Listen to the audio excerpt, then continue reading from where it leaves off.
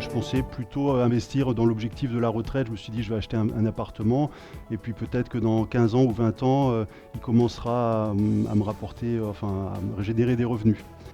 Je ne pensais pas qu'il pouvait me générer des revenus dès le départ.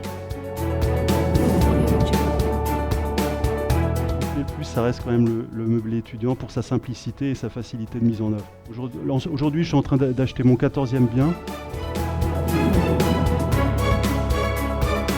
Je dirais que la règle numéro 1, c'est pas aller sur les grands chemins, c'est pas utiliser des méthodes que tout le monde utilise. Une méthode qui marche bien, que moi j'utilise beaucoup, c'est faire travailler les agents immobiliers. Donc, la première chose qu'ils vont faire quand ils ont un bien en vente, avant même de mettre l'annonce, ils vont prendre leur liste et ils vont appeler les investisseurs qui vont être très réactifs.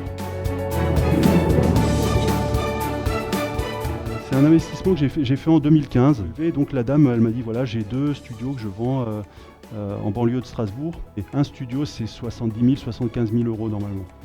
Voilà, donc le coût total, si je rajoute les frais de notaire, les travaux, les meubles, on est à 106 349 euros. Une opération qui me génère un revenu automatique net d'impôt tous les mois de 300 euros.